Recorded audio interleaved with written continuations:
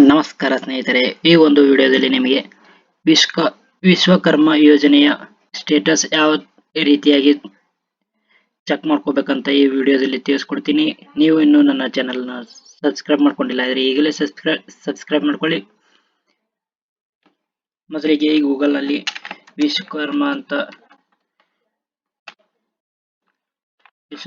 Status ಅಂತ search ಮಾಡಿ. ನಂತರ ಇಲ್ಲಿ ಲಾಗಿನ್ ಅಂತ ಕೇಳ್ತಾನೆ. ಲಾಗಿನ್ ಮೇಲೆ ಕ್ಲಿಕ್ ಮಾಡಿ. ಲಾಗಿನ್ ಮೇಲೆ ಕ್ಲಿಕ್ ಮಾಡ್ಕೊಂಡ ತಕ್ಷಣ ಈ ತರ please enter your mobile number ಅಂತ ಕೇಳ್ತಾನೆ.